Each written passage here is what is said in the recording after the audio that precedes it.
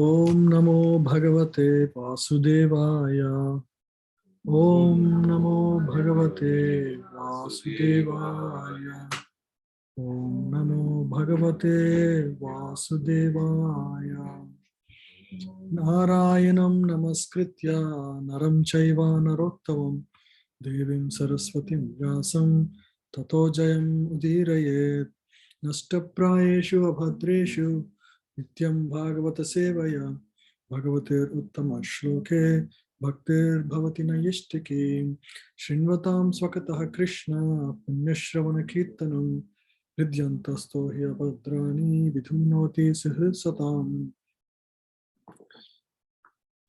कृष्णाय वासुदेवाय देवकी नंदनाय च नंदगोपाकुमाराय देवी गोविंदाय नमो नमः। Welcome everyone. We'll continue studying chapter 3. So last week is a very important verses are coming up now. So in the last session we discussed about the various incarnations beginning with Purusha avatars. Purusha avatars are 3. What are the Purusha avatars? Mahavishnu or Karna Vishnu, Garbhodaksa Vishnu, Kshirodaksa Vishnu. Mahavishnu is the source of all the material universes. Garbhodaksa Vishnu is the soul of the universe. And Kshirodaksa is the soul of every atom, right? Every jiva, Paramatma of every divinity. Okay, so if you look at some preparation before this verse. So the first verse of this chapter, which is the beginning of the Purusha avatars, first Purusha avatars were described in the first 4-5 verses, and then all the Leela avatars, Lord's incarnations, right? Why it is described like that? Why Purusha avatars first and then Leela avatars? Because the Leela avatars come through Purusha avatars. Yeah. So that's the main reason. Yeah. Correct. Yeah. So in the first verse, if you notice, the words, the translation goes by, in the beginning of the creation, Lord first expanded himself in the universal form of Purusha incarnation. So Lord is there from his Jagrihe. Lord basically accepted these forms, right? Various Purusha avatars. And the conclusion in the 27th verse, which is after describing all the Leela avatars. This verse last week we already studied. All the rishis, manus, demigods, descendants of Manu, who are especially powerful, are planary portions or portions of the planary portions of the Lord. This also includes the Prajapatis. So all of those incarnations were, again, they were all portions or planary portions, and all the demigods, descendants of Manu, were all powerful. They're all, again, portions or portions of the planary portions. Right? So that is, so overall, there is some Bhagavan from whom all the Purusha avatars came. All the Leela avatars came from that Purusha avatars, right? So the conclusion statement and it's like in a research paper, you have abstract and conclusion. Both of them concluding to somebody who is there from whom all of these are coming. So now let's see the next verse. It's a very important verse, Emperor verse of Bhagavatam. This is the most important verse in Bhagavatam. Ete chamsa kulapumsha. Please. Ete chamsham kalapumsa. Krishnastu Bhagavan Swayam. Krishnastu Bhagavan Swayam.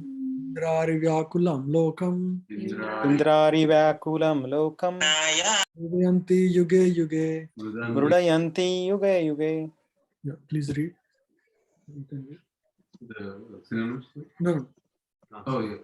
Etecham एतेषां सकलापुंस एतेषां शकला पुंस नस्तु भगवान् स्वयं Krishna कृष्णस्तु Nastu भगवान् Bhagavan स्वयं Swayam व्याकुलं लोकम् Indrani इन्द्रारिव्याकुलं Vyakulam लोकम् Lokam युगे युगे Mridayanti. मुदयान्ति Mradayanti युगे Yuge युगे Yuge.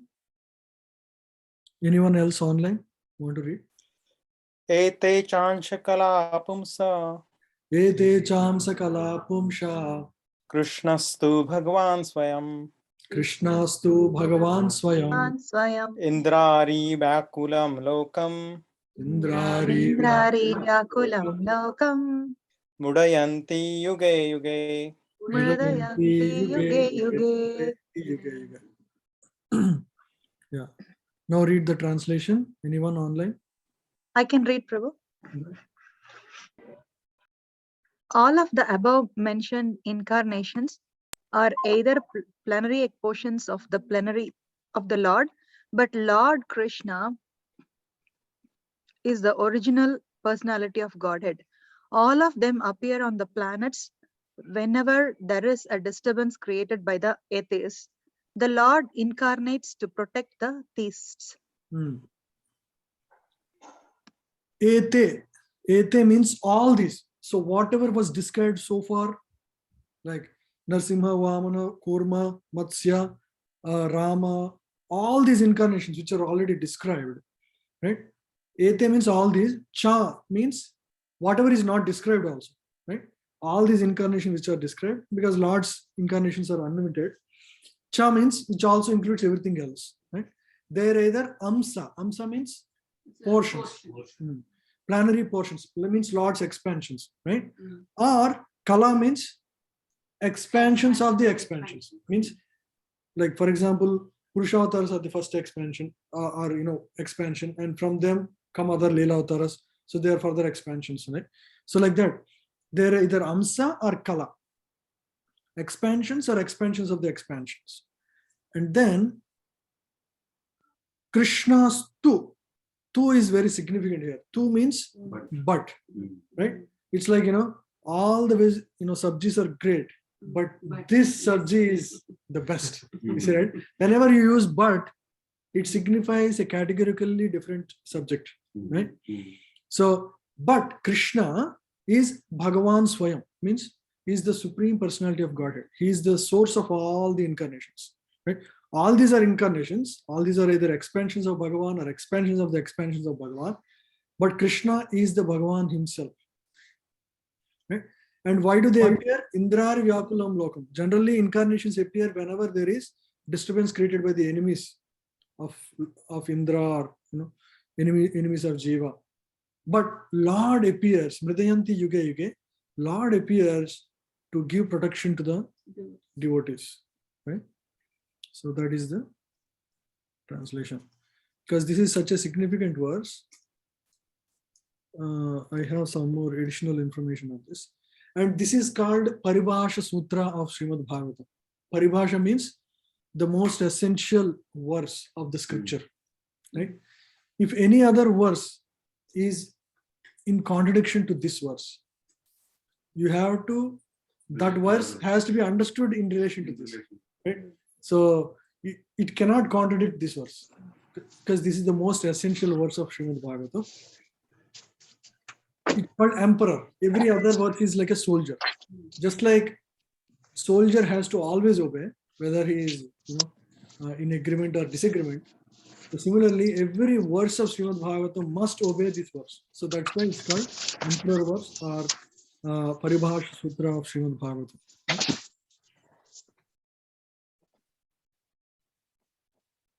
So Jiva Goswami, who is a great acharya, he analyzes this Etecham Sakala Pumsha verse in great detail. In the first three sandarbhas that he has authored, which is Tattva Sandarbha, Bhagavata Sandarbha, and Paramatma Sandarbha, these are three sandarbhas that he had given before Krishna Sandarbha. So in all these other sandarbhas, he has primarily proved. Why it's not going? Anyway, so I want this to go away. Just escape. I escaped, I tried. Okay. got it. Yeah, so in all these three other sandarbhas, Jiva Goswami established superiority of personality of God over Brahman. Right? So that is the first aspect. Before somebody accepting Krishna as Bhagavan, first he had to accept personality of Godhead is superiority over Brahman. And in Krishna's in Krishna Sandarbha, he specifically points to Krishna as that Bhagavan. Right? So that was the Sandarbha is like commentary. yeah. Sandarbha is exposition of a subject with all the logical arguments. Like for example, Tattva explains about Tattva, logic. Right? Through logic, how do you understand the Lord is the Supreme? Right? Bhagavan is the Supreme. So he gave Tattva, Bhagavata, and Paramatma. I haven't looked or studied. I have had just the summary of those, but not clear understanding of those subjects. But these are philosophical treatises by Jiva Goswami that gives. Is treated about six. Six sandarbhas? Yes, yeah, 6, yeah.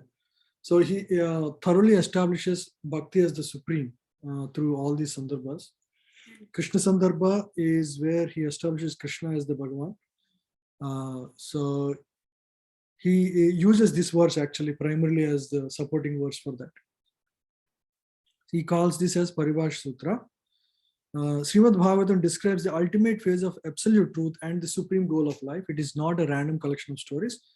Hence, the seriousness of the subject matter of Bhagavatam demands to be prefaced by a Paribhasha Sutra. Lord Sri Krishna is repeatedly described in the 18,000 verses of Srimad Bhagavatam. The verses of Bhagavatam may be compared to army, and this verse, Krishna's the Bhagavan Swami, may be considered the commander or the emperor of that army. Right? Now it goes on to explain the Ete means all incarnations, Cha means and all the incarnations that are not listed. Amsa Kala means plenary portions or portions of the plenary portions of the Supreme Lord, Pumsaha. Krishna, Lord Krishna is but Bhagavan Swami, he is the Supreme Personality of God, so source of all incarnations. So why this is considered Paribhash Sutra, that is explained by Jiva Goswami, why he chose this one, right? And why this verse establishes Krishna as that ultimate Supreme Lord. So further analysis by Jiva Goswami. Consistency. Opening and concluding statements of the composition match with each other, right? So in this chapter, in 131, we saw how from Bhagavan comes all the Purusha incarnations, right? That was explained. Like how Lord accepted the forms, right? So the words Purusha and Bhagavan are repeated in the beginning verse, right? And the concluding verse, which is, we just read the verse before this, 1:3:28. So both the verses state that all the incarnations come not directly from Sri Krishna, but from Purusha Avtaras. Everything comes from Purusha Avtaras. And Lord Krishna is Swayam Bhagavan, right? So all the incarnations are described as coming from Purusha Avtaras, but Krishna was described as Swayam Bhagavan.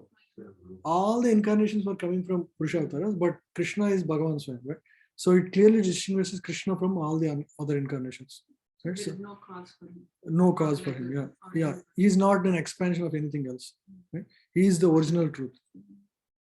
Yeah. Can you logically understand? Maybe you mentioned this in Mhm. that Purushottaras are expansion of the Lord himself. Can we conclude that? Yes, I mean he's not direct, right? We discussed last week. Yes. The first Balaram, from Balaram Chaturvyuha, and then from Narayana, from him Narayana, and then second Chaturvyuha. From that, from that Shankarshana comes Mahavishnu. Mahavishnu, right? It's 4 levels, 5 levels actually. Yeah. So reconciliation, right? So more significant facts are, so in 1:3:23, Krishna and Balaram were mentioned as, in the so and so incarnation, Lord Krishna and Balarama has appeared, right? So in the list of incarnations was also Krishna mentioned, but in 1:3:28, it is again categorically distinguished. There are so many incarnations mentioned, but only Krishna was taken out and called out as the Bhagavan Swayam. Generally, something that comes later given more weightage because that is more conclusive than the information given before. Right? Because they cannot skip while describing various yugas, like a Rama came, and then they cannot skip Krishna in the middle. Right? So they have given there in the list of incarnations. But again, it is conclusively differentiated in this Bhagavan Swayam verse 1328. So distinction, importance of the word tu. Like we already discussed this. All these incarnations are there, but Krishna is the Supreme Lord. That categorically differentiates every other incarnations from Krishna. So that's why thus tu conclusively declares that Krishna is the original Supreme Lord, Supreme Personality of Godhead. Philosophy. Right? Philosophical statement is more authoritative than which is historical. Right? The Paribhashsutra of a book is like a ruling king whom all other statements have to obey. So if a statement does not obey Paribhashsutra, the reader may reject it or interpret that statement to make it agree with the Paribhashsutra. Right? Because Sanskrit has several meanings and many might come to different understanding based on just native meanings. So one should understand every other verse in relation to this. Yeah. So there are certain contradictions within Bhagavatam verses itself, for example, that appear to be like contradicting Paribhashsutra, but they should not be taken on their face value because they have to align with Paribhashsutra. For example, the pastime of Krishna Arjuna meeting Mahavishnu, where it appears as if Lord Krishna was inferior to Mahavishnu, and Lord Krishna pays obeisances along with Arjuna, right, to Mahavishnu when they reach Mahavishnu planet at the Garbha ocean, right, at the bottom when they reach there. But actually, that whole pastime is for what? Lord in the Mahavishnu, Garbhodaksa Vishnu, he wanted to see Krishna. He's attracted to, even to other incarnations. He's not just attracted to the jivas of this world. He's attracted even to other incarnations. So that was the reason it happened, and it is part of etiquette to pay obeisances. So when there is Krishna's Swayam, Bhagavan Swayam, which is so clearly mentioned, and there is no need to interpret it in a different way, why some Sri Vaishnavas and all they don't agree? I mean, because their acharyas, they focus on, because they haven't focused on Bhagavatam as the highest scripture. Yeah, they look at Vishnu Purana as the And then they think Mahavishnu is no, they consider Mahavishnu or Narayana. No, Narayana. Yeah, Narayana is actually Mahavishnu. Narayana. But Narayana is Narayana means one who sleeps on water. Yeah. But Narayana. Chaturvyuha doesn't have Narayana, no? It's Shankarsana from whom? First Chaturvyuha Narayana is there, right?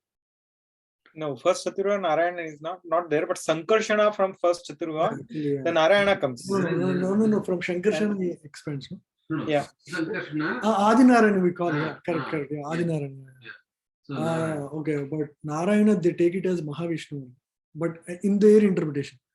I'm not sure whether they take Adi Narayana as the Narayana, right? Because I remember there is one personality and then four again. Right? So the first Chaturvyuha, then from the first Chaturvyuha Narayana comes, and then again second Chaturvyuha. Correct. Yeah. And then from there Mahavishnu. Yeah. So I thought like that was the Narayana. And actually, yesterday in one of the home programs I was there, but Maharaj talked about verse, I think 10, 14. I don't know if you know, but there specifically how Narayana comes from Krishna is specifically called out in that verse. Okay. Then We'll see.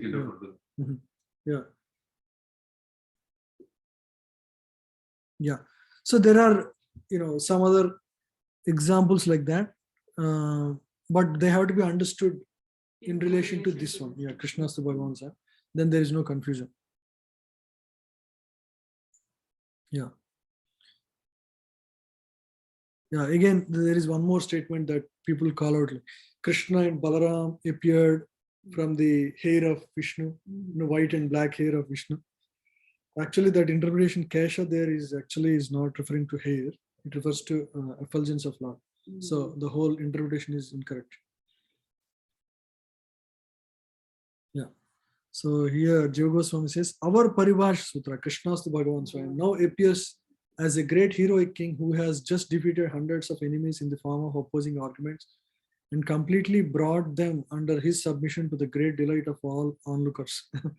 I shall now bring into view the multitude of arguments that form the foot soldiers, cavalry, chariot warriors, and elephant riding warriors of his army. Basically, every verse has to be understood in relation to this. Compliments. There are also, it's not just there are a few verses which may appear to be contradicting, but there are many, many verses which support Paribhash Sutra. For example, when Brahma comes during Brahma Vimochan, right? When Brahma comes and appears before Lord, he says, your Gunjamala, which is the garland worn by Krishna made of forest flowers.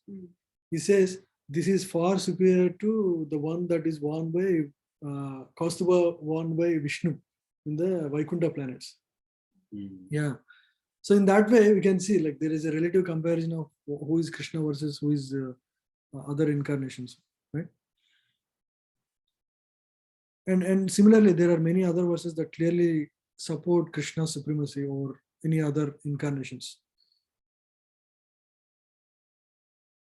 Principal subject. Krishna's glories are described throughout Bhagavatam, right? If you look at entire Bhagavatam, every canto describes glories of Krishna and establishes Krishna as the Supreme Lord. And there is half the Bhagavatam is again Krishna only. 10th and 11th canto, the number of verses is almost as good as the sum of all the other cantos. Yeah, all the other 9 cantos plus 12th, right? So in terms of the content, we can clearly see Krishna is described the highest. Yeah? So, and in every canto there is description of Lord. So in this way, it can be considered as the principal subject matter of Srimad Bhagavatam. That also is a proof that Krishna is the Supreme Lord, because there are so many incarnations that were described and their activities were described, but Krishna was called out as the Supreme Lord. Common interest. All the various speakers and all the audience of Srimad Bhagavatam want to hear and glorify Krishna. Right? So Sudha Goswami, Sukadeva Goswami, Maitreya Rishi, everybody would be interested in hearing about Lord Krishna's pastimes. Not only speakers, even the hearers as part of this narration. Saunaka Rishi, it asks about why did Lord Krishna appear, for example, right? And Maharaj Parikshit also inquires about Lord Krishna appearance. Vidura inquires. And Vyasadeva states that Krishna is the primary subject of Srimad Bhagavatam. That is evident from the overall content as well. Okay. Yeah. And substitute. Bhagavatam itself is considered one of the forms of Sri Krishna. Right? Krishna Swa Dhamopagate. So that verse, which will come later, after Lord Krishna disappeared from the world, that position was actually given to Bhagavatam. Now the religion is protected by Bhagavatam. So because Bhagavatam is the supreme scripture of all the scriptures, every scripture describes about the various incarnations and all. Like for example, Vishnu Purana describes about Vishnu. Every Matsya Purana, every incarnation has their own Puranas and various literature. And of all the scriptures, Mahapurana is Srimad Bhagavatam, right? Amalam Purana, Mahapurana. Similarly, Krishna is the Supreme Lord, who is also, among all the incarnation, he's the Supreme, right? Name, right? No other holy name of Lord is equal to Krishna, right?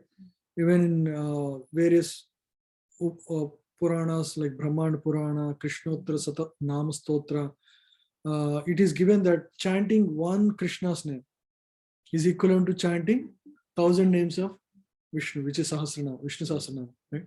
We chant one time Krishna, Not even Hare Krishna Mahamantra. Just Krishna. Hare Krishna has like so many Krishna names. In one syllable, utterance of Krishna is equivalent to chanting all the 1,000 holy names of Krishna. Yeah. So powerful. Hmm? So powerful, yeah.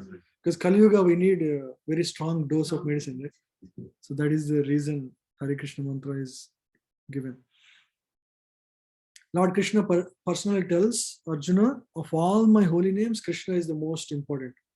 Prabhasha Purana. In Prabhas Kshetra discussion in later cantos, in 11th canto, Krishna himself says Krishna is the most important name. Reconfirmation. Other literatures also refer to Krishna as the original personality of Godhead. It's not just Srimad Bhagavatam. Other literature like Bhagavad Gita, and there are other Brahma Samhita, right? Ramadi Murti Shahav, the same thing, like various incarnations was described as expansions of Krishna. Yashaita Nishvadita Lambo, Jivantalom, Vilaja Jagadandanada, Vishnu Mahasya, Ihayasha Kala Vishesha, Govinda Madhipurusham, Tamham Bajar. Govinda word is it only always referring to Krishna, because even Balaji we say Govinda. Is it kind of Govinda is actually because who is Balaji? Yeah, he's also an incarnation of the Lord. Right? No, actually he is.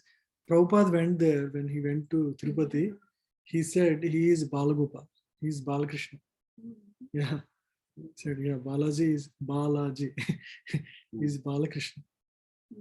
Yeah. But I mean, he appeared in a form where he married, but Srila Prabhupada mentioned he is Balaji. He's Balakrishna. Yeah, he's equivalent to Krishna. That's why we call him Govinda. Yeah. Yeah. Balaji is. Because I always had that question, and we keep obviously studying. Yeah. I mean, and everybody there they call Govinda. Govinda. Is exactly only in Krishna's pastime we have all these, Goloka, Govinda. Yeah. So he's Krishna himself actually. Yeah.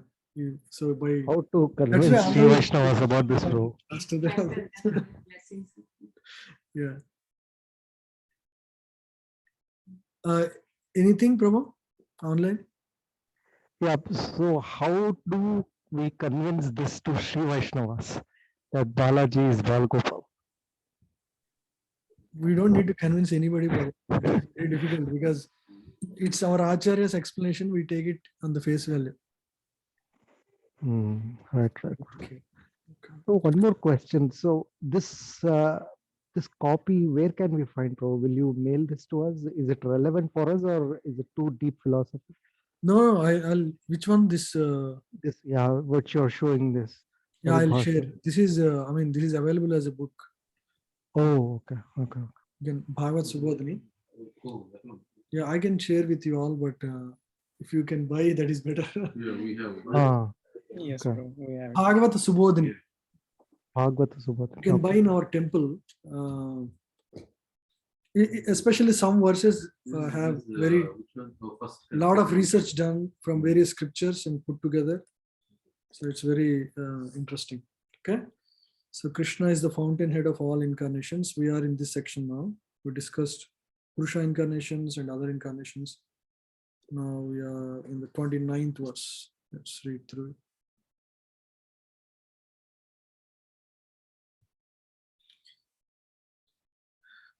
Janmaguhyam Bhagavato Jayeta Prayato Naraha Srayam Pratar Granam Bhaktya Dukkha Grama Vimuchyate. Please read. Anyone online? Whoever carefully recites the mysterious appearances of the Lord with devotion in the morning and in the evening gets relief from all miseries of life. See, up to this verse, right? From this third chapter, first verse to this verse. if you have any distress or any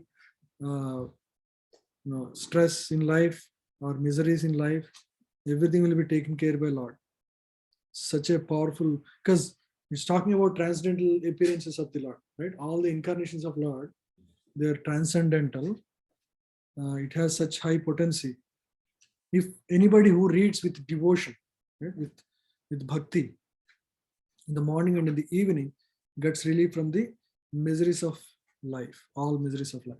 For that matter, if you read Bhagavatam in general every day, your life is perfect. If you hear or read every day, there is nothing better. Which verse is this? 1.3.1 to 2030. Yeah, Hare Krishna's. Yeah. So please, if you read it, it's the best.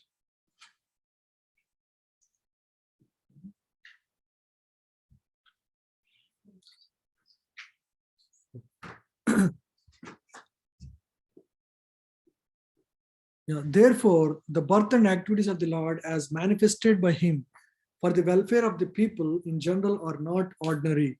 They are mysterious, and only by those who carefully try to go deep into the matter of spiritual devotion is the mystery discovered. Thus, one gets liberation from the material bondage. It is advised, therefore, that one who simply recites this chapter of Bhagavatam, describing the appearance of the Lord in different incarnations, in sincerity and devotion, can have insight into the birth and activities of the Lord. The very word vimukti or liberation indicates that the Lord's birth and activities are all transcendental. Therefore, simply by reciting them, one could not attain liberation. They are all there. Otherwise, simply. Otherwise, simply by reciting them, one could not attain liberation. They are therefore mysterious, and those who do not follow the prescribed regulations of devotion service are not entitled to enter into the mysteries of his birth and activities. We have Bhagavad Gita also. What is it verse? Janma karma chame divyam. Evam yo veti tatvatah yaktva deham naiti mameti sarj. So all the incarnations of the pastimes of Lord are transcendental. One who understands these pastimes will never have to take birth again in this world. Etadrupam bhagavato Drupam Bhagavato hi arupasya chidatmanaha Shirupasya Chidatmana gunair virachitam Maya Guner Virachitam madadibir atmani. Mahadadibhiratmani. Yeah. Etad, all these rupam, forms, bhagavata of the Lord. He certainly, arupasya, of one who has no material form. Chit atmanaha, of the transcendence. Maya, material energy. Gunai, by the qualities. Virachitam, manufactured. Mahat adibhihi, with the ingredients of matter. Atmani, in the self. Please read the translation. The conception of the Virat universal form of the Lord as appearing in the material world is imaginary. It is to enable the less intelligent and neophytes to adjust to the idea of the Lord's having form. But factually, Lord has no material form. Lord does not have any material form. Right? Lord doesn't have any. But some people, they only accept what is physical. Right? Whatever they can perceive, only they can accept. Now, how do you give understanding of Lord, who is all pervading and all powerful, all potent, right, to such a person? You have to explain in terms of matter. How do you explain? That is through Virat Rupa. Virat Rupa or Vishwarupa, you can say. So, even though Lord does not have any material qualities, for those, to help neophytes or those who are, who cannot accept anything beyond what is physically seen, for them, to give them better understanding of the greatness of Lord, the Virat Rupa is actually conceived, or Virat Rupa is basically given as the form of the Lord, or the Even though actually Virat Rupa is actually material form. Hmm. Lord is actually transcendental. But Virat Rupa is shown as this supreme form just to give them an understanding of the supremacy of the Supreme Lord. Right? Yeah. It's actually imaginary. Right? It's imaginary because Lord does not touch matter. His expansions actually produce this matter. Right? But for materialistic people, they can't understand anything spiritual. So for them, some interpretation. It's an interpretation. It's an imaginary interpretation. Right? It's an idea. Yeah. So please read from here. Anyone online? The yellow lines. The Virat Rupa. Mhm. Can I read? Yeah, go ahead. The Virat Rupa is conceived for those who are just neophyte worshippers. For them, the material Virat Rupa is presented and it will be explained in the second canto. In the Virat Rupa, the material manifestations of different planets have been conceived as his legs, hands, etc. Actually, all such descriptions are for neophytes. The neophytes cannot conceive of anything beyond matter. The material conception of the Lord is not counted in the list of his factual forms.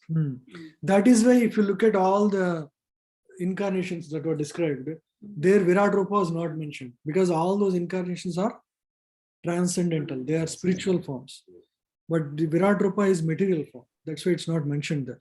Okay? But Virat Rupa is an imaginary form of the Supreme Lord. In the Virat Rupa, in the second canto, the descriptions go like the sun and moon are the eyes of the Lord, right? Is the Virat Rupa is a temporary form, Prabhu, or it's imaginary? It's an imaginary form, Prabhu. It's not temporary. It's an imagined form. So the universe exists, and you can take some parts of the universe as being the limbs of the body, right? Yes. And all of this is energy of the Lord, but material energy of the Lord, external energy of the Lord. Yes, yes. But for those people who cannot understand the transcendence, that is a big challenge, right? They see you and me, and they hear about Krishna as also another person like us. And he had 2 eyes, 2 legs. When they hear all of that, they can how he can be so powerful. So there is some disturbance. Yeah. So to give them that understanding, Lord has to, this Virat Rupa is a conceptual idea. It's not a real form. In the second canto, we'll discuss this further. So Prabhu, one question. So if the Virat Rupa is imaginary, so basically what Arjuna saw was also imaginary? Oh, no, this Virat Rupa that is described in second canto is slightly different. Oh, okay. Actually, It's not the same. This Virat Rupa in second canto is about the universe, how God's body is itself is, the entire universe. Okay, it's not the same as what Arjuna saw. The one that Lord showed is also called Virat Rupa. That is a temporary form of the Lord. But that is not imaginary. That is something which Arjuna actually saw. Lord expanded. Okay. It's temporary. It's not imaginary. This Virat Rupa is imaginary. It's not real. It's not transcendental. That is transcendental. Divyam Rupa. It's mentioned as, Yeah, Aman Prabhu, you have a question? Hare Krishna Prabhuji, I had a quick question. So they mentioned that Virat Rupa is material form, but we still talk about Kshirodakshay Vishnu, which is Paramatma, which is residing in everybody's as super soul. That is also in the material world. Why do we talk about that form? Purushavataras are not Virat Rupa. Purushavataras, they are the source of material creation. They are in touch with material creation, but they are transcendental. Virat Rupa, so in the second canto, the creation process is described. So in that, it is described like, this whole universe is like the the mountains are like, various things on the body limbs of the body, yeah, The of the rivers Lord. are like the veins. Mm, So it's, yeah. like Rivers are Maharaj like also the described veins. that this is a way to give the materialistic people a perception idea of the of Lord, because perception they of the can Lord. only see through the senses. Exactly, yeah. So this That's is what the I'm trying to first say. level conception of the Lord. Yeah, this So is at like least they a, accept the Lord. yeah, because this whole universe, there is harmony, right? There is a perfect order, timeliness. So you can conceive that as some harmonious entity, right? That entity, you call it as Virat Rupa, even though it is lifeless. It is there is that harmony, right? Because it's all Lord's external energy. It functions in a perfect order, but it's not like Lord's form, real form. It's just energy of the Lord, which is functioning perfectly. But for the materialistic person who cannot conceive anything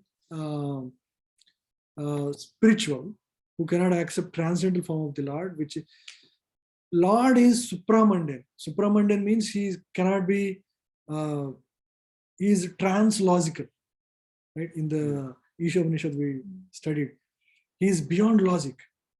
The illogical things also appear like, it's beyond logic, but they're illogical. They're very different, right? But Lord, we cannot conceive, but still it is transcendental, right? It's translogical, it's beyond logic.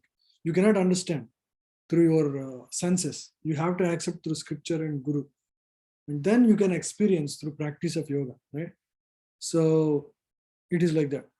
So another, maybe it's not for the scripture, but 15, 16 people are online. Oh yeah. So if we see like materialistic people before the spiritual knowledge, we see everybody as a body. But there is the soul, the jivatma, that is The actual, conception comes later. The person is actually not the body, but the soul. In the same way, if they start with this Virat Rupa, slowly they will go slowly back, they'll get to the soul of this universe, which is Mahavishnu. the Mahavishnu. Correct, yeah. Garbhodaksa Vishnu, yeah. So what Chaitanya Sundar Prabhu was saying is, first, the perception is easy, for example, to accept this Virat Rupa as the, as the form of Lord, and then go to the soul of the universe, which is basically Garbhodaksa Vishnu. Similar to how we first accept our physical body as the self, but slowly we understand, hey, there is a subtler thing, which is subtle body, and then the real self is actually Atma, right? We get to that understanding after, gradual understanding as our understanding expands, right?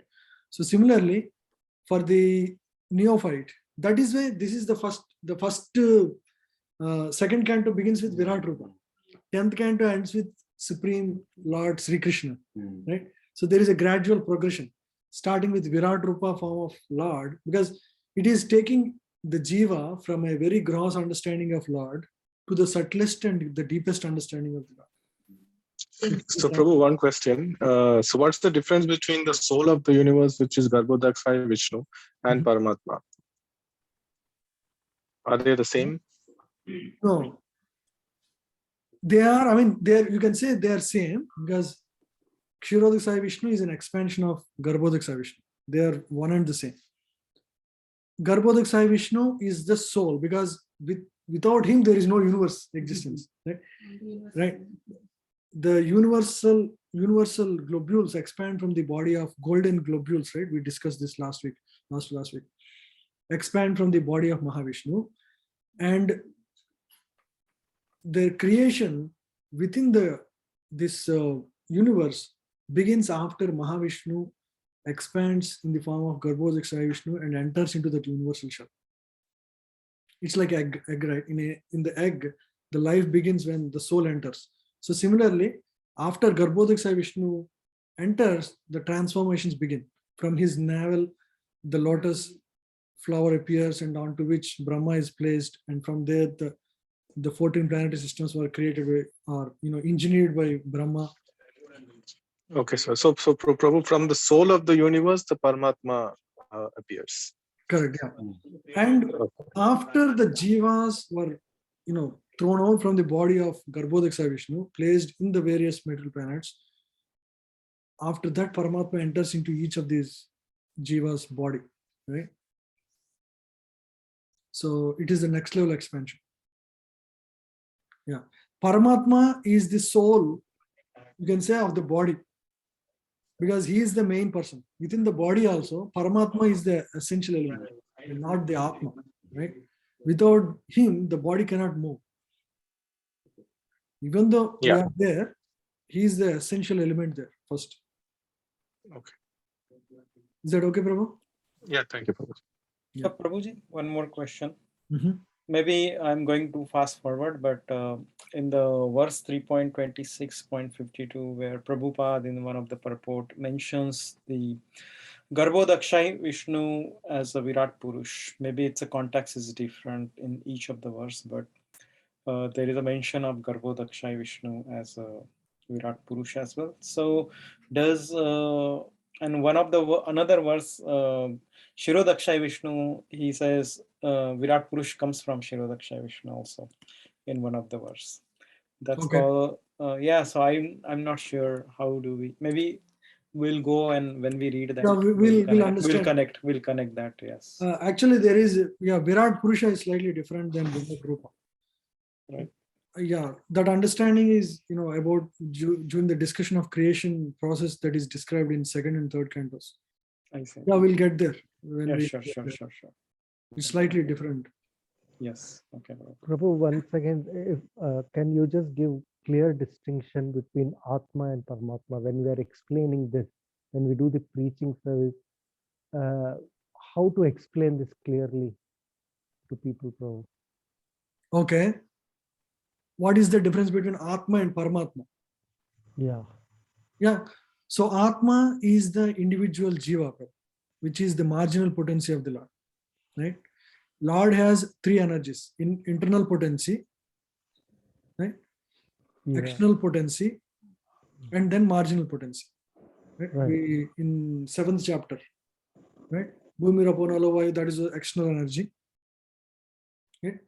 And then Jiva Bhinna Prakriti Ashtada. So that is 8 energies. And then in the next verse, Jiva Bhuta Mahabhaho, where it is described, the Jiva is superior to these, superior to these external energies. And this guy, what is he doing? He is actually dominating the material energy and trying to enjoy that. So that is how it is described. Marginal potency is that, right? So we are the Jiva, we are the energy of the Lord, right? We are, the soul is an energy of the Lord, but Paramatma is an expansion of the Lord. But right now you just mentioned, you just made a distinction, Prabhu. You told the Paramatma, we are alive because the Paramatma is sitting in us. Then what about the soul? How do we understand that? So is soul and Paramatma two different things, or they're definitely two different things. The Paramatma is the aspect of the Lord, and he is the Upadrishta and Anumanta, Bharta, Bhokta. He is the maintainer of the Jiva, right? So there, within our body, there are two entities. One is the self. Can you keep the light on? Too much.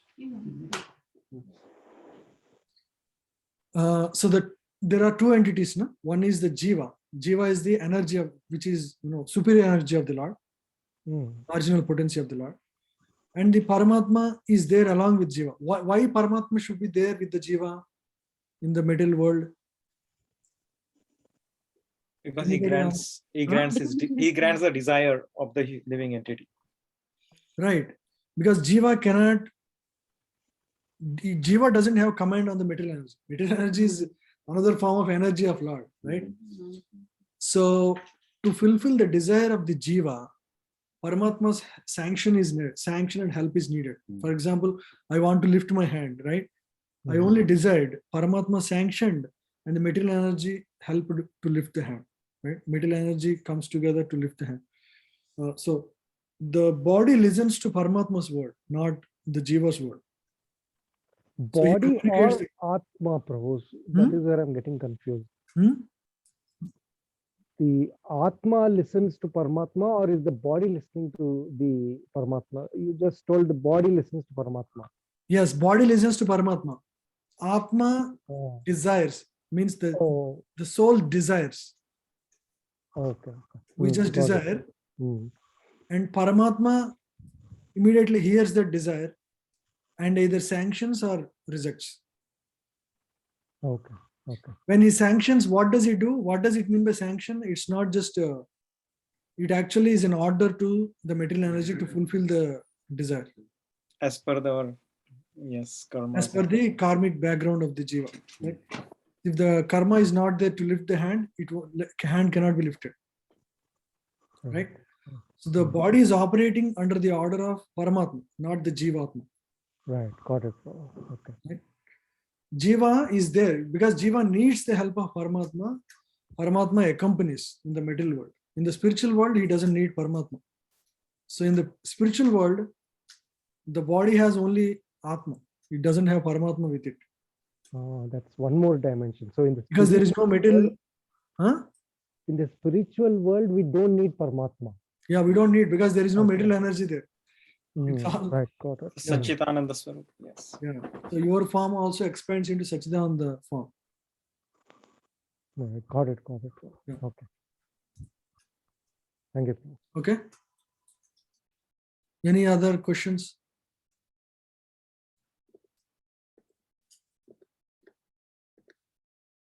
So we are actually, we completed the fountainhead incarnation, and then we are discussing how the material forms of the Lord exist, right? Virat Rupa and other living entities.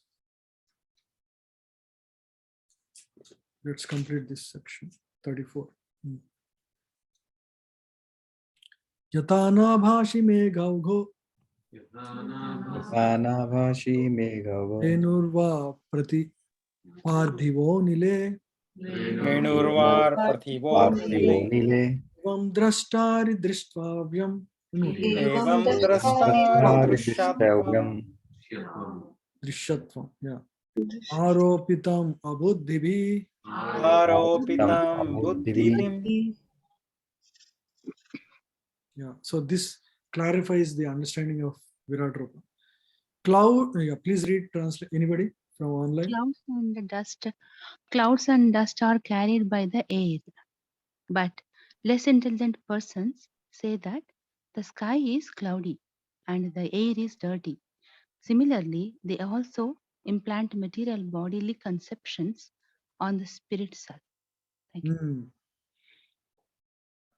So it's an analogy to make us understand how the conditioned jiva thinks on the bodily conception of life, right? For example, clouds and dust are carried by the air, but when we sometimes say sky is cloudy, right? Or air is dirty, but air never gets dirty. It's the, but we qualify and call it that way, right?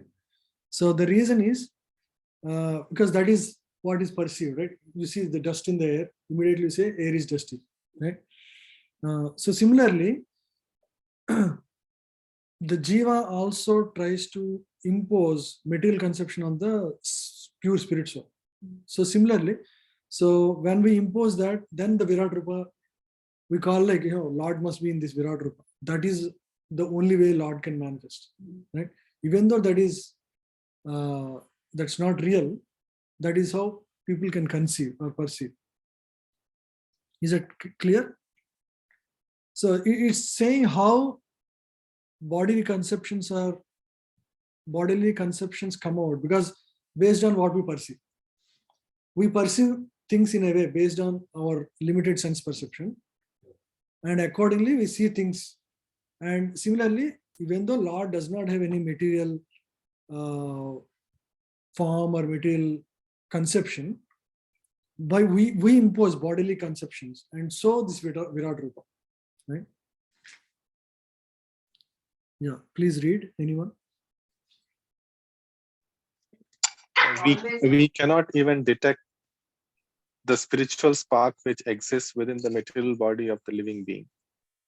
We look to the outward covering of the body or subtle mind of the living being, but we cannot see the spiritual spark within the body. So we have to accept the living being's presence by the presence of his gross body. Similarly, those who want to see the Lord with their present material eyes or with material senses are advised to meditate on the gigantic external feature called the Virat Rupa. So that's the important point there. Right? So those who cannot see anything beyond material forms, they're advised to meditate on this Virat form. Yeah. Okay, go ahead. For instance, when a particular gentleman goes in his car, which can be seen very easily, we identify the car with the man within the car. When the president goes on his particular car, we say that there is the president. For the time being, we identify the car with the president. Similarly, less intelligent men who want to see God immediately without necessary qualification are shown first the gigantic material cosmos as the form of the Lord, although the Lord is within and without. Sometimes if a president is going, we show to the car and say, this is the president. Even though it's the person inside that, we don't refer to that person inside. So similarly, when we see this material manifestation, some people say that nature is the source of everything, right? Even though, nature is just a manifested energy of the Lord. Because that's what they can see. That is okay, right? It's a one conception of the Lord.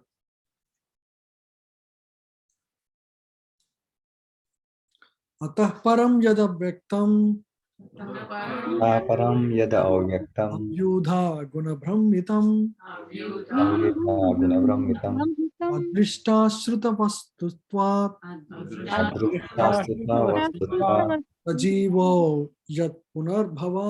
sajivo yat punarbhava.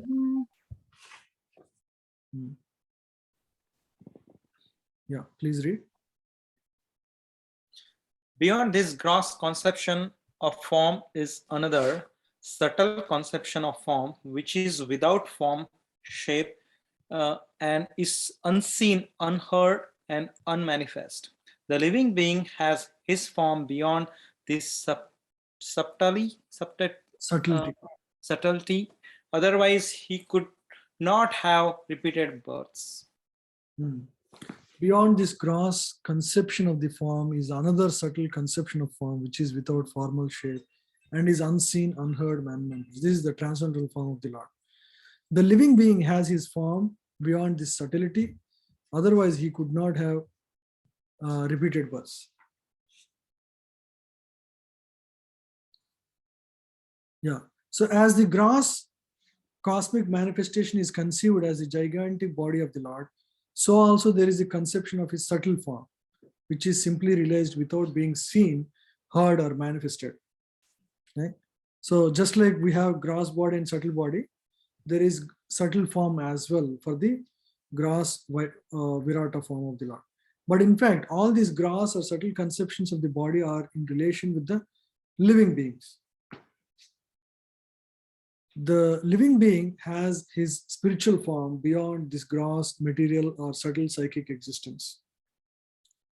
The gross body and psychic functions cease to act as soon as the living being leaves the visible gross body. Yeah, so as soon as the gross body is left, the jiva goes beyond that. Right? These functions stop completely. The conclusion is that the Lord is eternally existent in transcendental form, which is neither gross nor subtle like that of living being. His body is never to be compared to the gross and subtle bodies of the living being. All such conceptions of God's body are imaginary. The living being has his eternal spiritual form, which is conditioned only by his material contamination. Right? So this is the conclusion of this kind of section, right? There are a couple more verses, but the section. So all it is saying is, first it described Purusha avatars and then Leela avatars, establishes Krishna as the Supreme Lord. But the problem is many materialistic people cannot conceive any of these material, transcendental spiritual forms.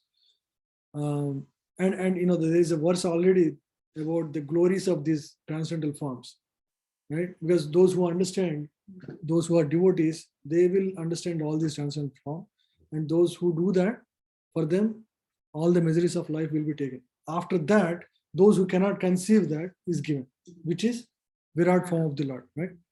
For the gross materialist, they can start by conceiving the Virat form of the Lord as the supreme form of the Lord, which is the Virat Rupa. It's an imaginary form. It's non-existent, but for gross materialist, you cannot perceive anything beyond that. So it is okay to begin there and gradually advance from there, right? So all such conceptions of God's body are imaginary. The living body has his eternal spiritual form, which is conditioned only by his material contamination. Yeah. Even the jiva has spiritual form, but because now he's contaminated, he can only see gross form of the Lord. Yatre me sada sadrupe pratisiddhe swasam samvida avidyatmani krite iti tad brahma darshanam. Yeah, this is further description of the same. Yeah, please read. Whenever a experiences by self-realization that both the gross and subtle bodies have nothing to do with the pure self, at the time he sees himself as well as the Lord. So as soon as a person experiences by self-realization, right? By self-realization, which is pratisiddhe sasamvida, nullified by self-realization. What? Avidya, by ignorance. When the jiva understands his true self, at the time he can see himself as well as the Lord. Right? But because he is covered by gross and subtle body, he can now only consider Virat Rupa as the form of the Lord.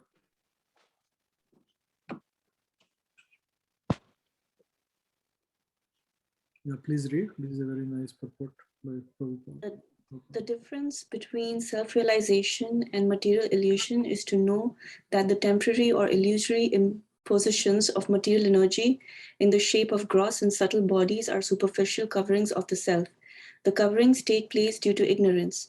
Such coverings are never effective in the person of the personality of Godhead. Knowing this convincingly is called liberation or seeing the absolute. This means... Yes, go ahead. This means that perfect self-realization is made possible by adoption of godly or spiritual life. Self-realization means becoming indifferent to the needs of the gross and subtle bodies and becoming serious about the activities of the self. The impetus for activities is generated from the self, but such activities become illusory due to ignorance of the real position of the self. By ignorance, self-interest is calculated in terms of the gross and subtle bodies, and therefore a whole set of activities is spoiled life after life. This is a very powerful statement here, right? By ignorance, self-interest is calculated in terms of gross and subtle bodies, and therefore a whole set of activities is spoiled life after life, right? So in this world, we all work out of self-interest, meaning based on our understanding of life. Self-interest, if you consider yourself as soul, what is your self-interest? Achieving self-realization, right? Self-realization is the self-interest. But if you consider yourself as a physical body, right, then your self-interest is not only maintain, gratification. Yeah. You think, if you are not enjoying a movie, you feel like that is waste of time. And because you miss suppose you have 1 week of holiday and you didn't enjoy sense gratification, you feel bad because you basically misutilize your time in that calculation, right? So that is the self-interest on the bodily conception. So the statement is self-interest is calculated in terms of the gross and subtle bodies, as long as by ignorance, right? By ignorance, because of ignorance, we calculate differently our self-interest based on our conception of life.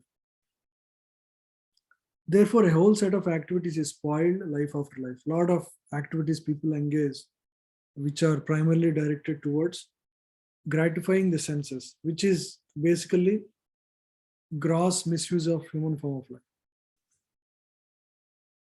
Yeah. When, however, one meets the self by proper culture, the activities of the self begin. Right? When he comes in contact with a proper process and proper culture, the real activities of self begin. Therefore, a man who is engaged in the activities of the self is called Jivan Mukta, or a liberated person, even in the condition of existence. Yeah. So if you are engaged in the spiritual activities, at that time, for example, at the time of chanting, you are actually a Jivan Mukta, because you are fully in line with the spiritual interest of the soul, right? Yeah, so that's why devotional activities, at least when they are performed, you are actually on the transcendental plane or Jivan Mukta state. Prabhuji, one quick question, Prabhuji. Mm-hmm. So here, yeah, activities in terms of the bodily and the subtle body, yeah, it's clear. But when it refers to the activities of the self, when it relates to Jivan Mukta, is it referring the devotional aspects of the spirituality? Yeah. For example, you are chanting, right? When you are chanting is what? Chanting is the call of the Jiva to be engaged in the service of Krishna, correct? Yeah. And it is an activity on the platform of the soul. It's not any material activity. It's not just it's an activity on the platform of the soul. So any activity that is on the platform of the soul, when a Jiva is performing, he is at that time, actually at that momentarily, he is actually in the Jivan Mukta state. Because it's Jivan Mukta always engages his, his self in the service of God, right? Because even in this world, while living in this world, if a Jiva is engaged in one of the 9 processes of devotion service, he is in the liberated state at the time when he is fully conscious, in full consciousness of Krishna if he is doing that, right? So because bhakti is the means and is the destination also. So in that sense, if you practice any other yoga, you may not be on the same level. For example, if you're meditating, that is at the mental level. It's not at the spiritual level, by the way. Right? The only spiritual process from the beginning is bhakti. Right? So, and one more thing, Prabhu, okay, that's clear, Prabhuji. And activities of the gross body, it's clear, and activities of the subtle body. So, subtle body is mind, intelligence, and false ego. So that means here activities in the sense it's like a realization, merging into Brahman, with some selfishness. Which one? Which line, bro? Subtle, the last is by ignorance, self-interest is calculated in terms of the gross and subtle bodies. Subtle body. I'm talking about with respect to the subtle body now. Yeah, by ignorance, self-interest is calculated in terms of gross and subtle body. Means self-interest is calculated in terms of gross body means satisfying the senses is the primary goal. That kind of understanding of life is aroused because of gross understanding of ourself. Because a Jiva identifies with the body, he tries to satisfy his gross body by eating nice foods or watching nice movies, wearing nice dress. So that is gross body. Subtle body means hearing to nice movie music, or mental, right? Like for example, on the mental plane there are many activities that gives one enjoyment, right? Or writing some poetry, right? Or playing chess. Their enjoyments on the subtle body level. Watching movie. Yeah, watching movie. That's gross. Intellectual debates. Intellectual debates. Yeah, intellectual debates. political conversations, right? Go to any two people meet, that's what they discuss in India. Or CM. Politics or cars? Huh? Cricket or stars or cricket? Yeah, mostly people discuss about politics, Bollywood stars, or what is the third one? Movies? No, Bollywood, cricket in India. Hare Krishna, Prabhu. Please let me know if my understanding is right, Prabhu. So as long as the soul is in the material world, the soul needs a material body, like both gross and subtle, to perform devotional service. So when the soul goes to the spiritual world, does the soul gets manifested? There is no distinction between the soul and the spiritual body. Is my understanding right, Prabhu? Correct. The soul expands into its original form. So the soul in the current material body is not expanding into it, is not manifesting its original form. So because it basically, the soul in the material world has some imaginary desires to enjoy in this world, right? So he is given a material mind and material intelligence. So he keeps carrying all these desires in his mind and keeps changing various material bodies in the material world, trying to satisfy his various desires, right?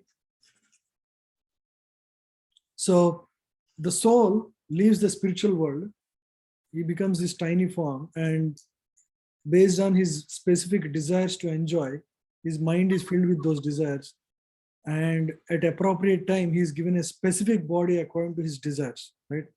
If somebody wants to eat meat, he will be given a tiger body, for example. He will enjoy eating animals, and after his death, he is going to be given next form of the life. So in that way, various forms of the body are like reflection of the desires that the mind has in that particular, in that particular subtle mind, right? For the particular jiva. So these are all various forms within the material world, and they keep changing every few years, trying to fulfill various desires of the jiva. But when the jiva liberates itself, right, there is no need for material mind and intelligence. Because he realized, the jiva realized his true identity in the spiritual world, right? He had received his siddhi as to who he is in the spiritual world. Now he expands that spark into real fire in the spiritual world. So his real form is formed out of that spiritual spark. There is no Paramatma, there is no gross or subtle bodies. He in his original form, right, serves the Supreme Lord in the spiritual world. Thank you, Is that clear? Yes, bro. Yeah. So the same spirit soul expands into the spiritual body in the spiritual world. It's called Siddhakaya, or the spiritual body.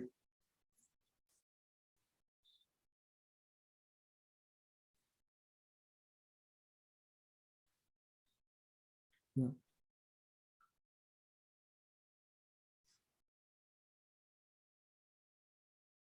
Prabhuji, one quick question, sorry.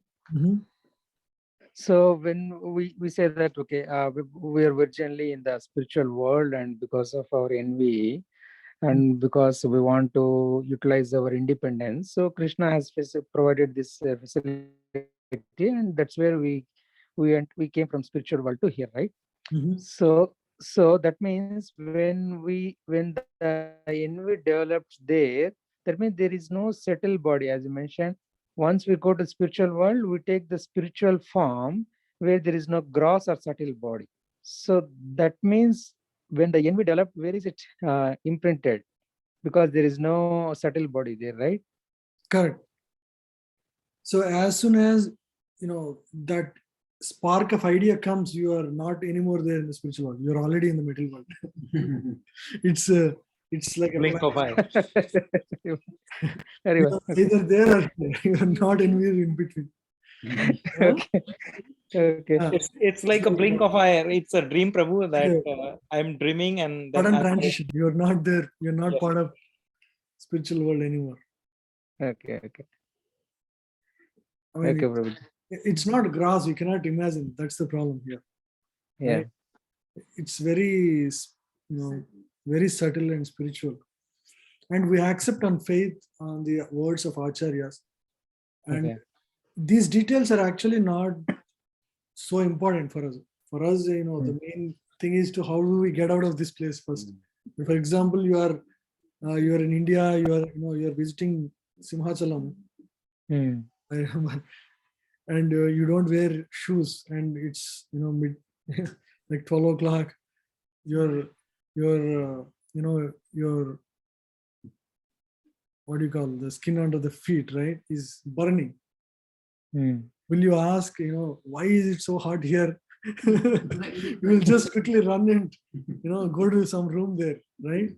Yeah. And our focus should be, of course, it's good to know. Yeah. Yeah. When there is too much burning, better just focus on getting out first. Yeah, many people, whoever, we are on basically I'm a neophyte in that we are in that category. But I heard the questions from several people in the classes. Instead of focusing on how to get out, their main focus on why did we come here? Why this complex world is created? Why this birth and death is happening? So their main focus is revolving around why did we come here instead of focusing on how to come out. Correct. Yeah, that is natural. That is how it begins. Yeah. Their focus, I mean, it's reasonable as to why that focus is there. Because Jignasu is part of the human nature, right? To question why everything exists the way it is. Yeah. And scriptures talk about it as to why, right? Yes.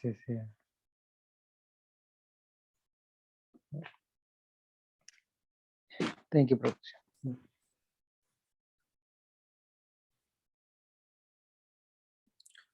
Jadesho parata devi.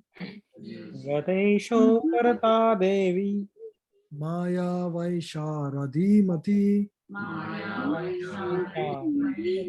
Sampanna eveti vidur. Sampanna evete vidur.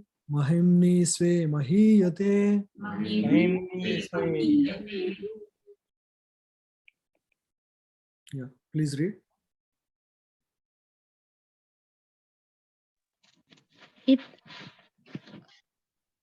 If the illusory energy subsides and the living entity becomes fully enriched with knowledge by the grace of the Lord, then he becomes at once enlightened with self-realization and thus becomes situated in his own glory. So after describing the Virat form, which is an imaginary form, the result of getting out of that illusion is described, which is like the devotee is advancing, from the Virat form to the actual seeing the real form of the Lord. If the illusion energy subsides, then the living entity becomes fully enriched with knowledge by the grace of the Lord. Right? It is by the grace of the Lord one understands the Lord. Then he becomes at once enlightened with self-realization and thus becomes situated in his own glory. Right? It basically happens through practice of devotion service. One will advance from gross understanding to subtle understanding of the Supreme Lord. Yeah. So please read this. Can I read? Yeah. Yes, Mats. Yeah. From here. Therefore. Okay. Therefore, by his grace, the external energy which is employed in illusioning those living beings who want to have it subsides by the will of the Lord in terms of repentance and penance for the conditioned soul. Right. So what is repentance here?